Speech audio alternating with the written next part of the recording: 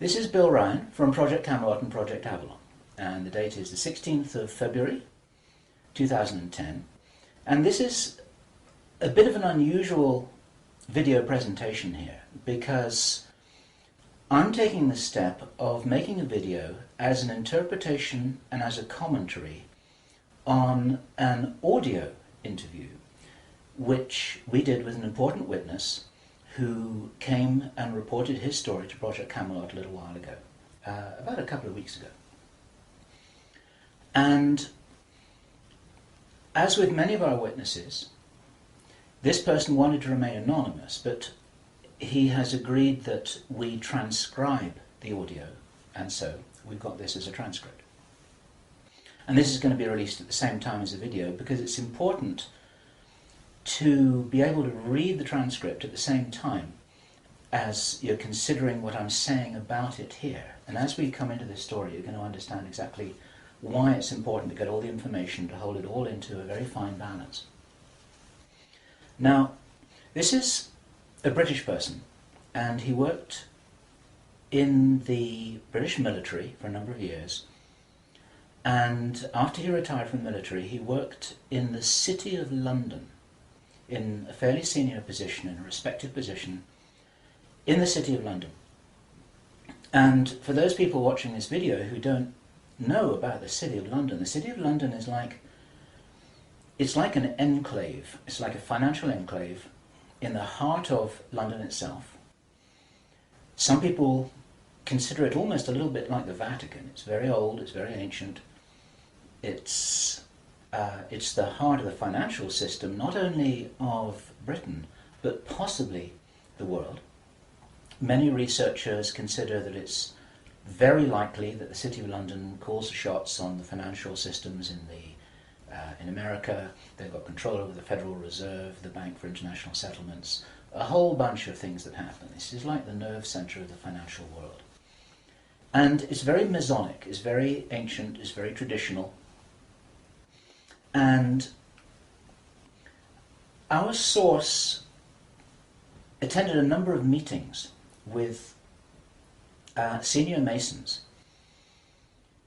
And while many of these were interesting, they were routine by City of London standards. They were discussing financial affairs and so on and so forth. And then in June 2005, he attended another meeting that he thought was going to be a routine meeting, but actually this was something rather unusual, and he realized it was unusual as soon as he arrived. In fact, in his interview with us, the one which we have the transcript of, you will see that he says that he felt it was an accident that he was there. He shouldn't really have been there. He didn't know what was happening. And as such, he didn't really participate in the meeting. He was there as a little bit as a fly on the wall. He was just listening to what was happening. And at first he didn't even understand what was being discussed. Now, the people there were Masons. There were senior Masons.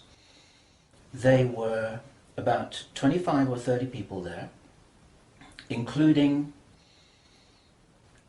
senior politicians who most people in the UK would recognize by name. I do not know who they were.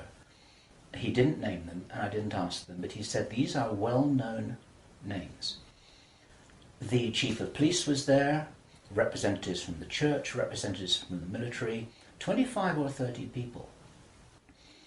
And as he listened to this story being discussed, it was an informal meeting. It wasn't like at a big table with kind of notepads and water glasses and minutes and an agenda and a chairman. There were just people in a room who were talking about all of this stuff. And what they were talking about was a plan that had clearly been made a long time ago. And what they were discussing was they were discussing the implementation of this plan. They were discussing how things were going, whether they were on track or not. And what, for example, to give a flavor of this, they were discussing between them some of the problems that they had in the implementation of their plan. And as this little presentation continues here, you will realize what the plan was, and I'm going to be revealing this in very much the same way as it was revealed to our witness and as he revealed it to me, bit by bit, step by step. The first thing that he heard was they were talking about the fact that Israel didn't look as if it was getting prepared to attack Iran anytime soon. This was a problem. Even back in June 2005, they were apparently concerned that what it was that was planned on some kind of a timeline wasn't rolling out according to schedule, and this was an issue for them. So that attracted his attention very quickly, because he'd never been in a meeting when this kind of thing was discussed. Then they were talking about China and how powerful China was getting, both militarily and financially, very quickly, and that the Japanese weren't doing what they were supposed to do, which was to interfere in some way with the Chinese financial system. They weren't doing that, and this was another problem because China was getting too strong too quickly. Other things that were discussed were, for example, the coming financial crash, the centralization of resources, everything that we saw starting to happen in October 2008. They were planning that and referring to it in their meeting in June 2005. So there was clearly a rollout of some plan here, and he was quite shocked the more that he heard, and when he really realized what was happening, he was extremely shocked. And one of the reasons why I'm giving this video presentation now is to soften the blow and interpret this a little tiny bit, because it is shocking information. And what I also want to do is I want to try and differentiate out between what it was that he reported, because he'd heard it with his own ears, and what it is that is his speculation and my speculation about how all this fits together. It's very important information. We need to know this stuff. Even though it doesn't look like it's going to be on track, I don't think this will happen. I think that there are a bunch of crazy people there who are extremely determined to do something, and they were in a hurry, and this is important to understand, they were in a rush to try and roll out this sequence of events. Now, what he described is what the sequence of events was. It starts with Israel attacking Iran. Now, this hasn't happened yet. There have been a number of indications that there are forces which are trying to push this into happening. You've only got to follow the news for the last 2 years to realize that the public is being prepared for a justification for this kind of thing. Iran is being set up as being the bad guys that deserve something to happen to them, and so on and so forth. Now, that's going to be the start of what is like the opening gambit in a big chess game. And the plan is to provoke Iran or China to retaliate. And our guy, our source, who is a military man, is privately as convinced as he can be, although this has never been made public and this is not publicly known, that Iran does have nuclear weapons. He believes that they have been provided by China behind the scenes. And all of this is intended because it's all right with these controlling forces that Iran has nuclear weapons, because they want them to be used. The plan is for either Iran or for China to retaliate after Iran is struck with a nuclear weapon. At that point, there will be a limited nuclear exchange in the Middle East, followed by a ceasefire. He heard this being planned in this meeting. This is being choreographed. It's like the script for a movie. This is exactly what's intended to happen. And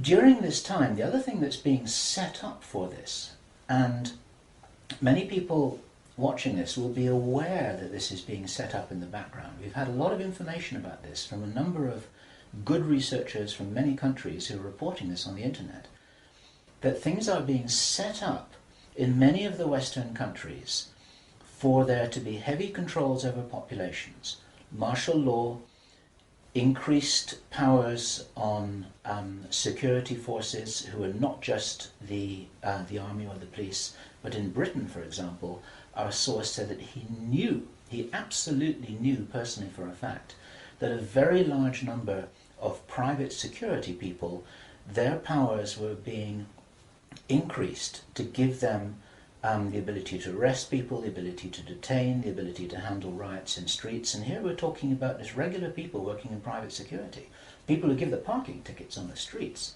Their powers are being increased in the same way.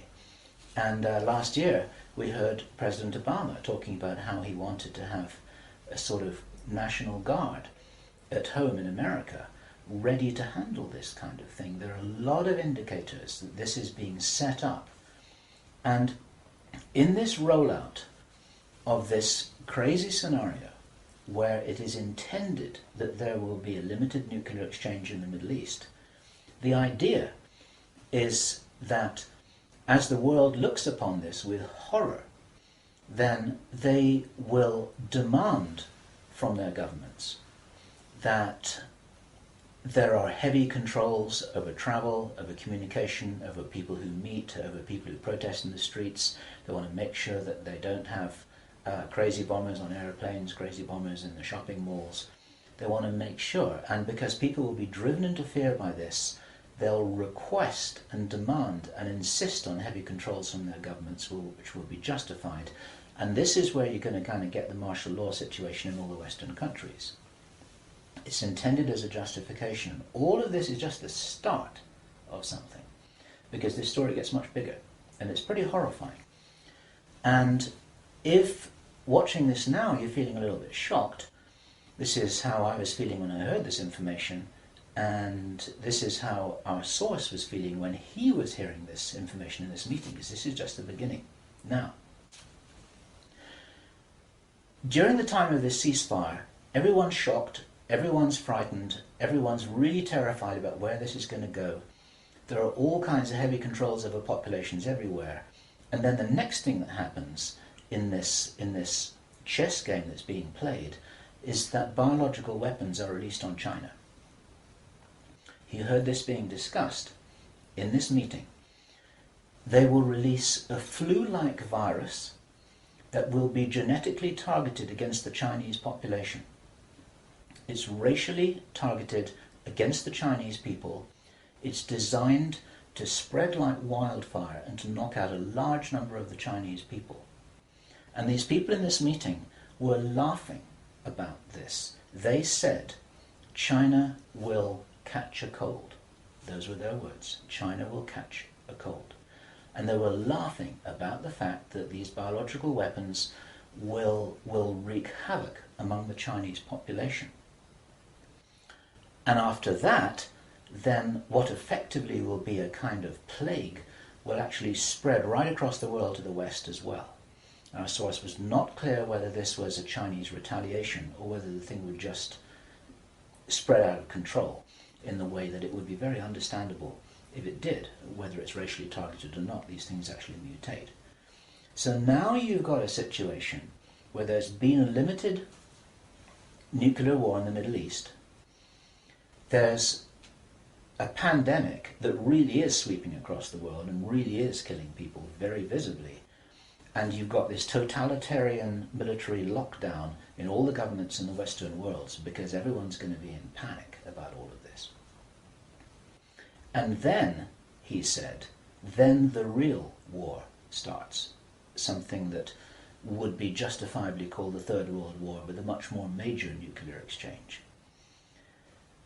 And at this point, I asked him, is this just about population reduction? What is this about? Why are they doing this? Why this insane Dr. Strangelove plan for just unleashing all of this stuff on the world? Why do it? Now, as our conversation went on, I started to find answers to those questions. Now, some of this is speculation. I want to share this speculation with you because it's important enough that we work together here to figure out what's going on. And there are some clues, there's some very important clues that I'm going to present to you here in this video. He said absolutely it's about population reduction. So I said, well, in this meeting, did they mention any figures? And he said, yes, they did, 50%. Half the world's population. This is planned as per the Georgia Guidestones. For those of you who don't know what the Georgia Guidestones are, it's a stone monument in Georgia in America that was erected anonymously a number of years ago. It's in 8 languages, and it's like an Illuminati manifesto for a new world, as it were. And just hold that thought about this being a manifesto for a new world. This is an important concept here in what I'm presenting. One of the key parts of this manifesto for this new world is that there should be a population of 500 million people. Now, 500 million people is an enormous reduction from the nearly 7 billion that we've got at the moment. That's pretty much 95% of people who would no longer be on this planet. And 50% is a step towards that. And there's a reason why they're doing all of this. There's a reason why they're in a hurry. There's a reason for this insanity. And when he was explaining this, then he said that they have a name for this plan. This project has got a name. And I said, well, what is this name? He said, it is called the Anglo-Saxon Mission. The Anglo-Saxon Mission. Now, I'd heard that before. It was something historical, I think, to do with the Crusades quite a long time ago. But I hadn't heard it in the present day context, and neither had he. And later on, as he continued to tell his story, I began to understand what I thought this might be about. Hence the title of this video, and the reason why I want to share this information with you, because we need to work together to figure out what's going on here. It's extremely important to understand. There's a plan, I believe, that Hitler would be proud of, which is so evil, it's so Machiavellian, it's so hard to face up to, it's so unbelievable that I need to put it on the table for you so that you can consider whether or not this might be a possibility. The plans that I've been describing are definitely a possibility because he heard them with his own ears in this meeting. Everything I've described up until now, up to and including a major outbreak of hostilities after the limited war. So the sequence is as follows.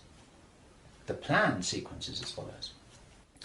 Israel attacks Iran, then there's a ceasefire, then during which time there is heavy governmental military controls over populations in all Western countries. Then China is attacked by a biological weapon. It's a flu-like disease that spreads like wildfire. This goes all over the world, and then they have a major Third World War. And then, by this time, 50% of the population will be destroyed. And not only because of the war or the plague, but because, as many of you watching this will understand, the infrastructure goes down in situations like this.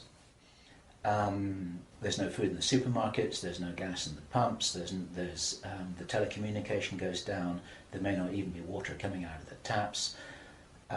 People are kind of thrown back into a Victorian era without the facilities to handle this, because most people don't have their vegetable gardens, they don't have their horse and cart, they're not able to survive in the way that we used to be able to. We're very, very vulnerable in our technological advancement. We're extremely vulnerable, and of course the controllers know this.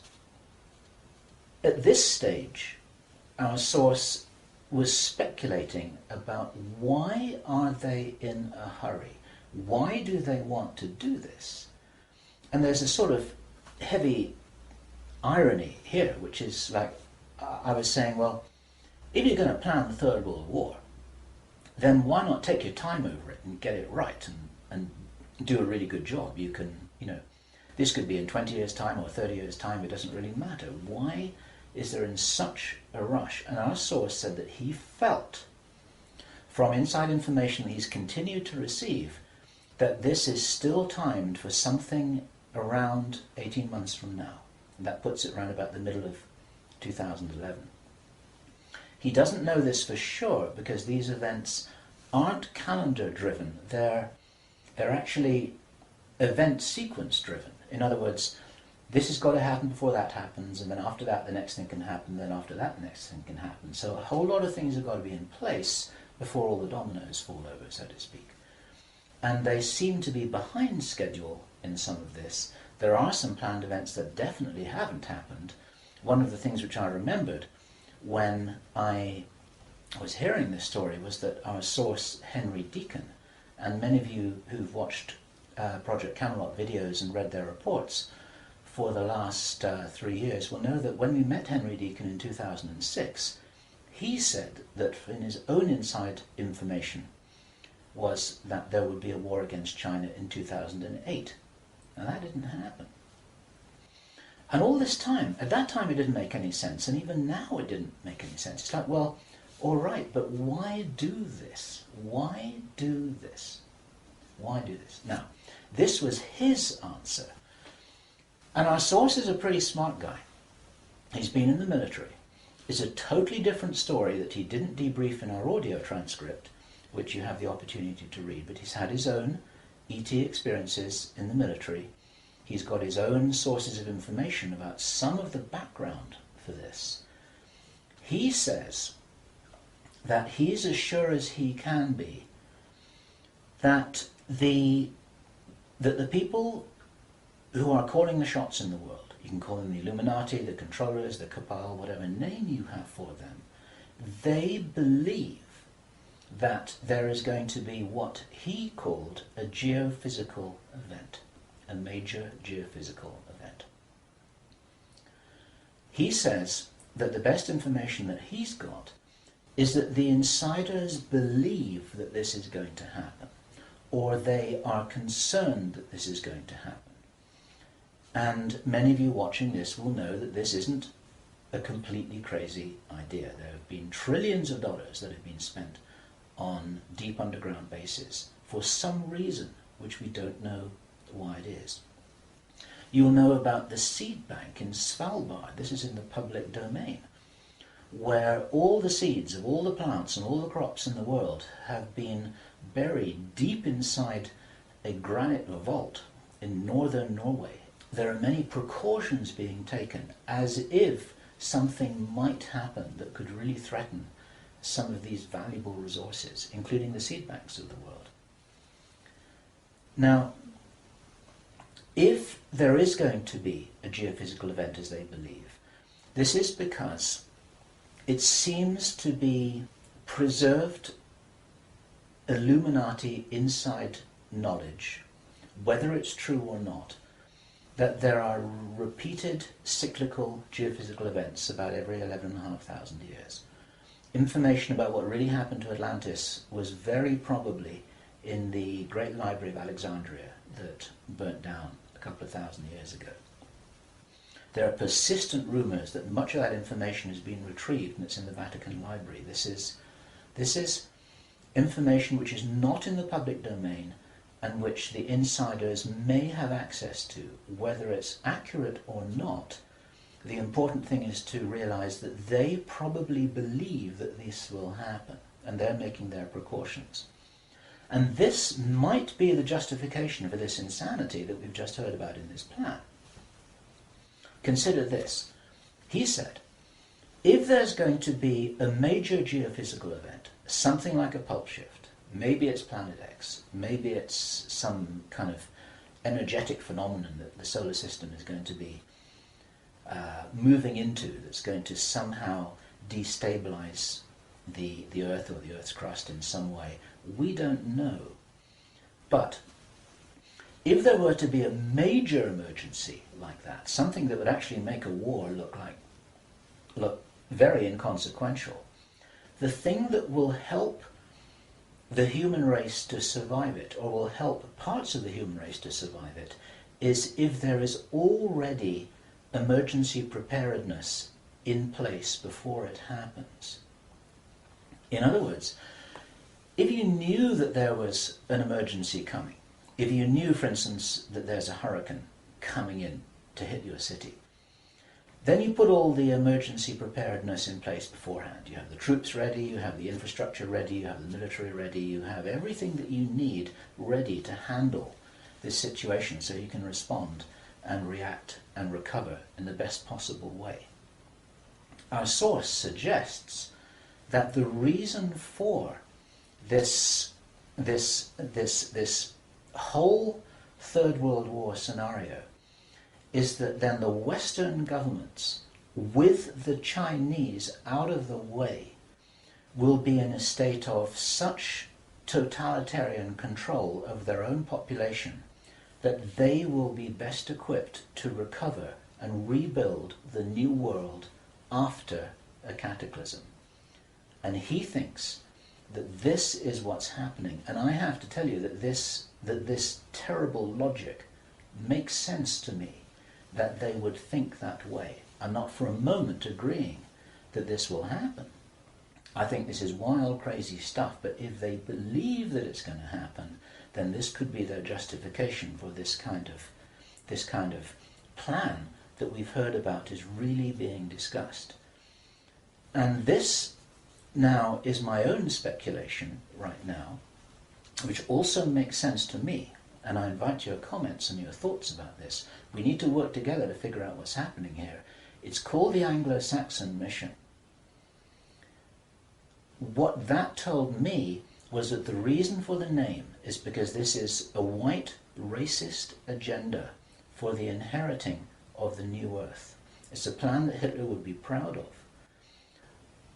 If they think that a new earth needs to be rebuilt, a new world, think of that little phrase there. If a new world needs to be rebuilt after a cataclysm, they want the Anglo-Saxons to be doing it. They don't want the Chinese to be doing it. They get the Chinese out of the way first.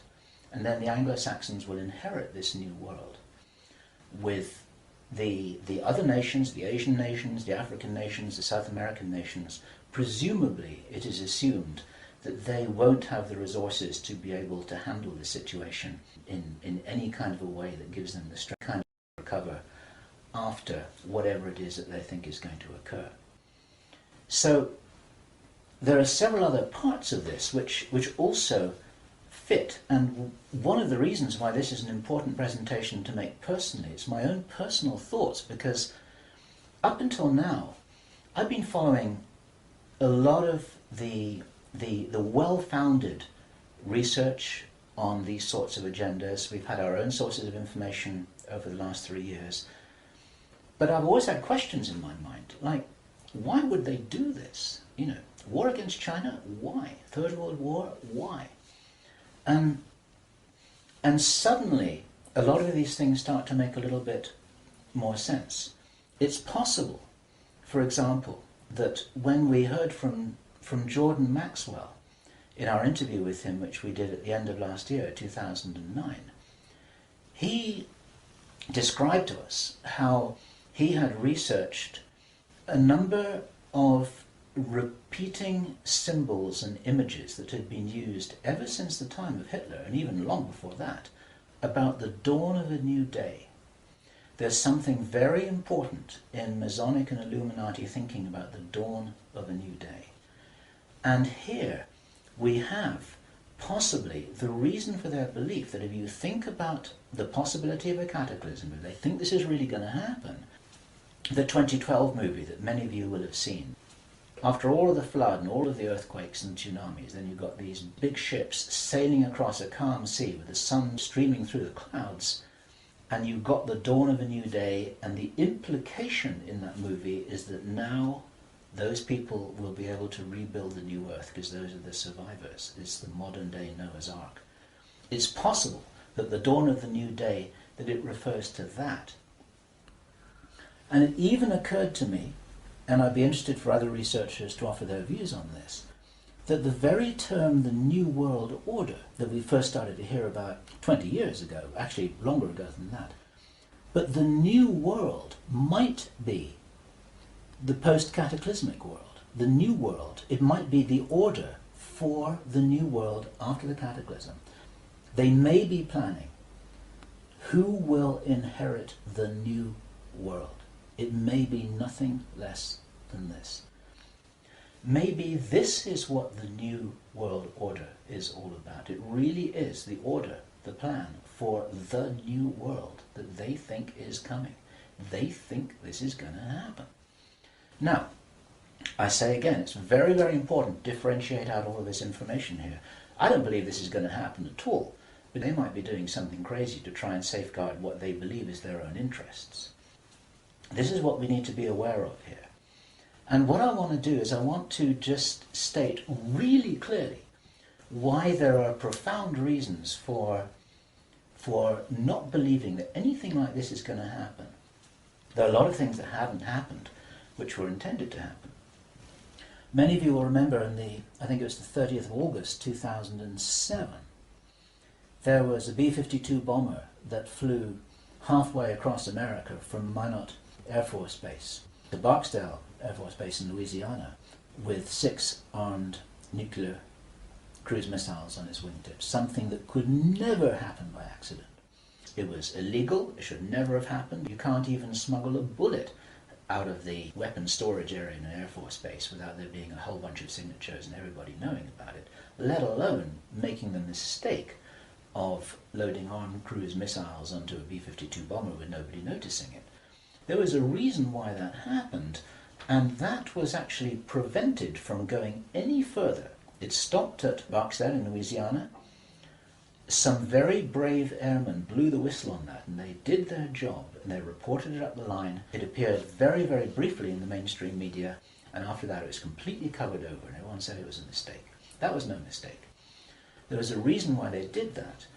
And what many of you don't know is that at that same time, at the end of August, a group of anonymous investors bet $2 billion that the stock market would fall by 50% before the 21st of September 2007. They stood to gain $4.5 billion if their bet had succeeded. These were what are known as put options. And the insiders in the stock market, they call them Bin Laden trades. It's a sort of ironic description because of the betting that took place around about 9/11. Okay, those people lost their bet. It didn't work. The plan didn't work. The stock market didn't fall. The bomber never went any further. And for all we know, that was intended to be the start of the Third World War. It never happened. Okay? We heard a few minutes ago, I was describing how Henry Deacon described that the war against China was meant to start in 2008. That didn't happen. A lot of people thought that was crazy. A lot of people thought he was crazy. Maybe he wasn't. Maybe he heard something that was a real plan, but they're 2 years behind schedule, and maybe this will never happen at all. There are a number of other things that may have been planned and which have never transpired. It's very interesting to think about the so-called Mexican flu outbreak, the swine flu outbreak. For the last 6 to 9 months we've been looking at a scenario where it looked as if they wanted to roll out vaccinations, they wanted a lot of people to get ill, they wanted to announce a pandemic. Even now there have been proposals to extend this pandemic declaration for another 2 years, and nothing's happening. In England we call it a storm in a teacup. There's nothing happening here, but maybe something was intended. Now, if it wasn't intended, it's possible that all of that could have been some kind of a test, just to see how people respond, to see how people react, to see how quickly it spreads, to see what the take-up of the vaccinations will be. And then, of course, us at Project Camelot and a number of other people who've been activists in this whole area trying to draw attention to all of this, now we're all on a database. They know who's going to stand up and start talking about all of this stuff. So it might have been an experiment, or it could have been a failed rollout of something. There's plenty of reason to believe that things are changing. This is the important thing. And those of you who've been following the work of David Icke, this is an important perspective here, because we support his work fully, inasmuch as he makes a beautiful presentation and he starts off by saying, we are infinite consciousness. there are many ways to put this, but it's very hard to disagree with that. We're immortal, godlike beings who've long ago forgotten what our power was. The potential of consciousness is enormous. It's very important to realize that how powerful we are may be the single most important component in this whole picture that enables us to save the day. This may be what it's really all about. Admiral George Hoover, who died in 1998, he was in the Office of Naval Intelligence in the US Navy. He talked to researcher Bill Burns, the editor of UFO magazine, and Bill Burns described this conversation with George Hoover to George Norrie from Coast to Coast AM. And what Admiral George Hoover told Bill Burns was the biggest secret according to what the American Navy had found out. Very, very interesting story. They were talking about the Roswell visitors, and Admiral George Hoover said that these visitors were us from the future. They were time travelers. They weren't extraterrestrials. Now, other researchers and whistleblowers have spoken about the same thing, and this is fascinating in itself. But what Admiral George Hoover said the biggest secret really was, it had to do with the abilities and the power of the consciousness of these travelers. Because they were us from the future, what the military authorities had found out was what humans are really capable of. And he said that this had been buttoned up really tight, because if we knew how powerful we really were, how powerful we really could be, then we would, in his own words, cause chaos around us, and this could never be permitted. We could rearrange the reality around us in the way that we wanted to, in the way that, if this is real, that the future humans have learnt how to do, which gives them access to these sorts of incredible abilities, such as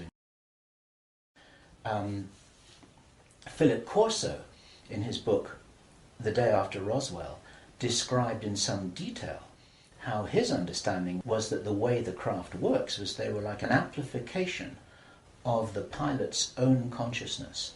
It was their consciousness, it was their ability to travel and bilocate that was amplified by the craft, and that actually all of these abilities are basically abilities connected with the consciousness of the beings themselves. And if they are us, this is the message for all of us here. We're being deliberately dumbed down.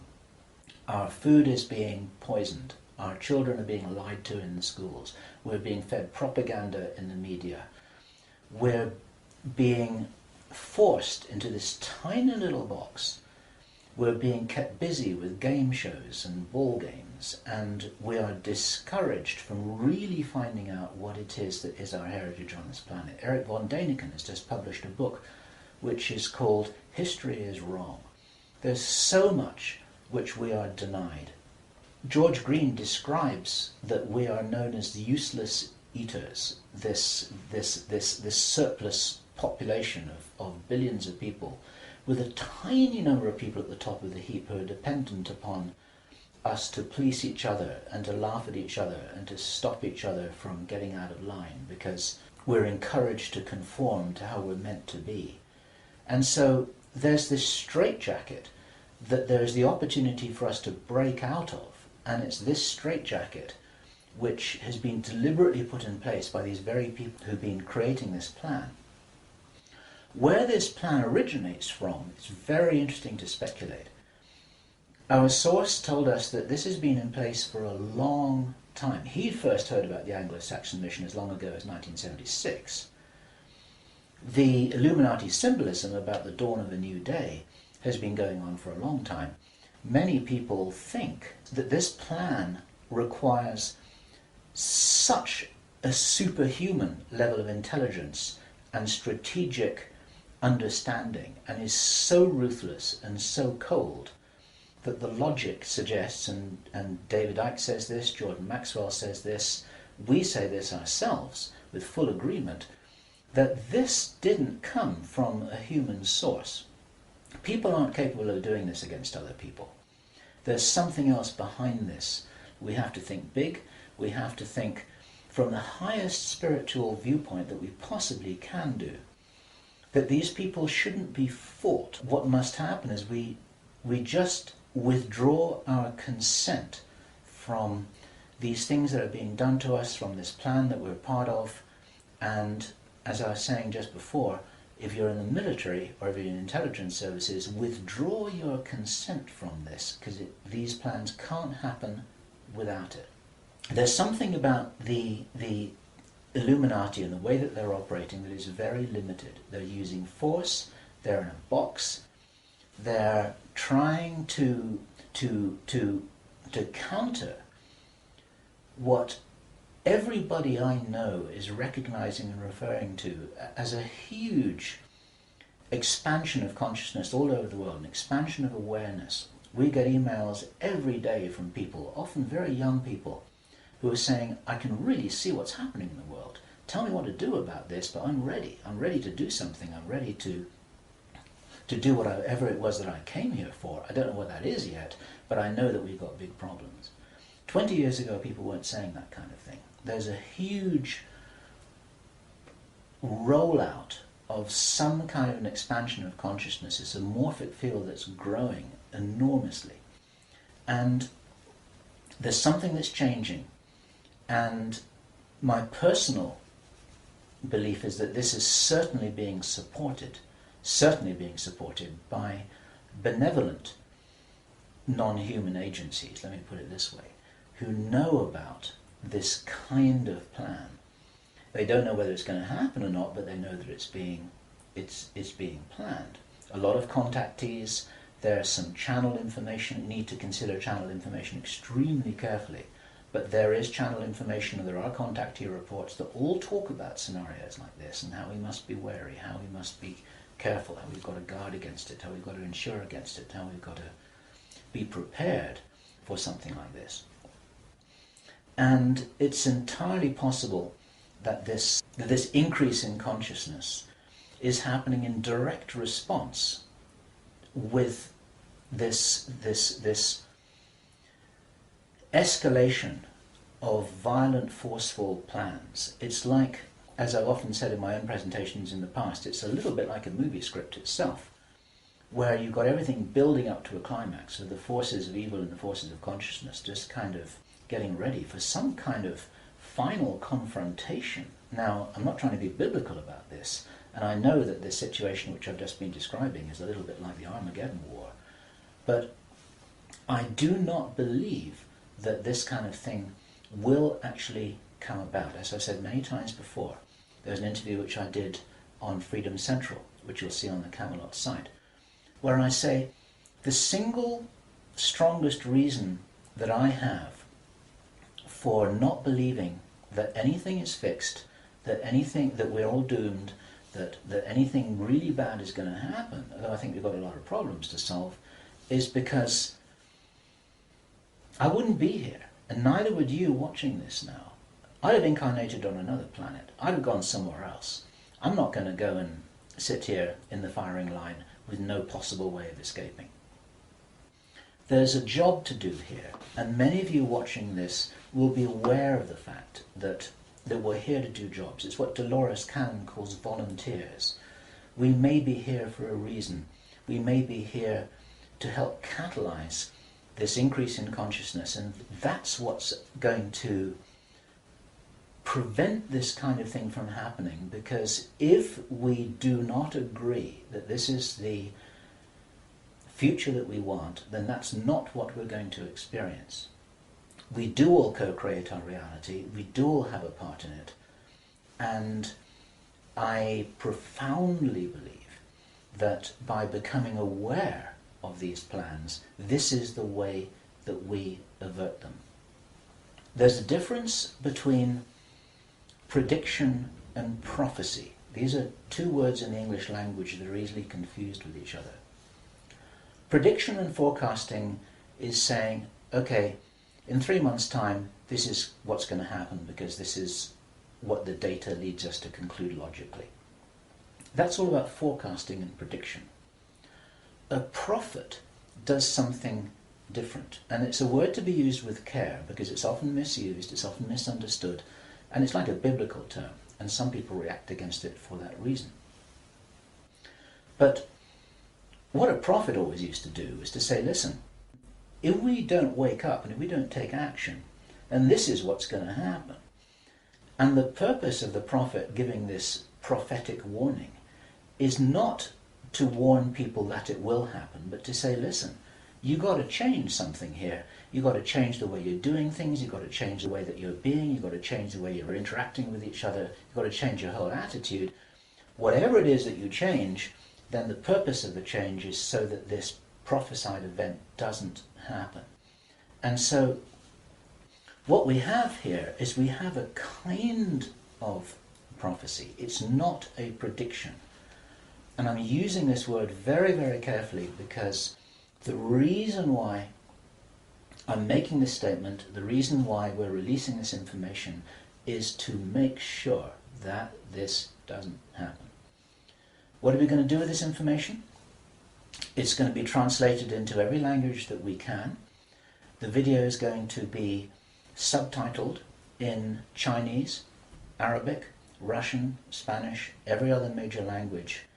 I want this video to be picked up by the Chinese. I want this to be escalated up the line. The Chinese are very sensitive about videos that refer to them, especially ones with Chinese subtitles. This will be reported right up the line to Chinese intelligence, to the Chinese military commanders.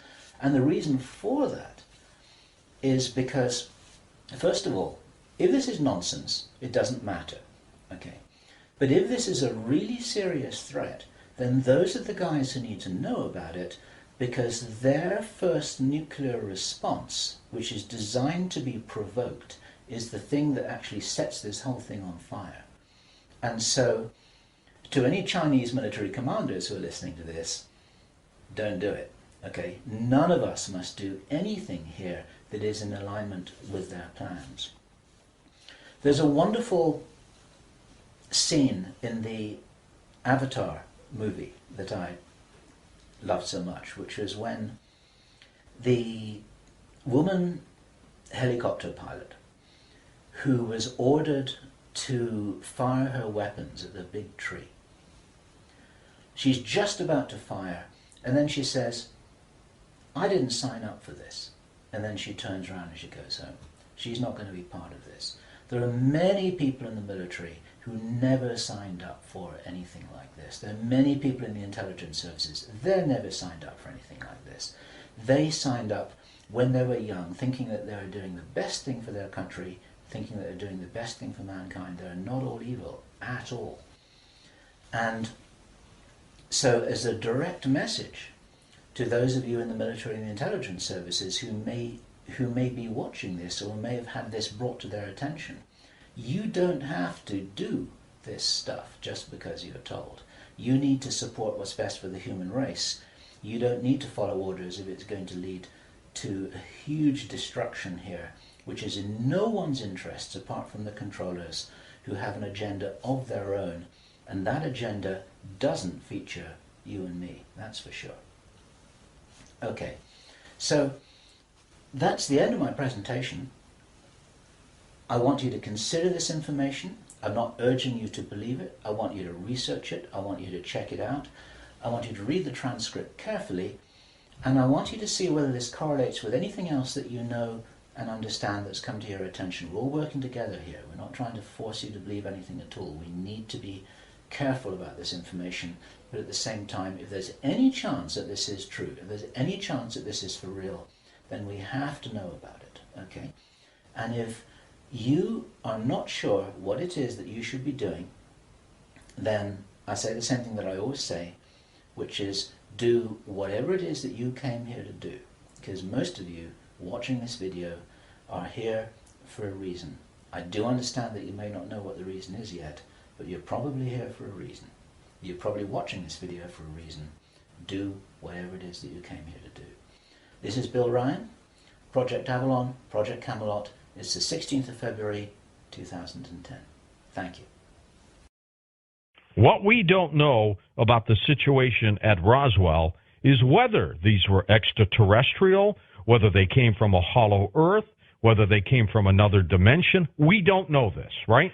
We don't. The only clue that I had was from this naval officer. He was from the Office of Naval Intelligence, ONI, called George Hoover. We've talked about him before, who said that he was the Corso of the Navy, and that the military believed, and he said he knew that these entities were not so much interplanetary, but they were literally time travelers. And the big secret is that they were us from the future, and that we and they had the same powers, and that was the real fear of the government, that we had the ability to manipulate reality around us. We've always had that ability. We just didn't know how to use it. And if we ever learned how to use it, and we're not ready for it, we would cause chaos. And that was the big secret that the Navy eventually found out.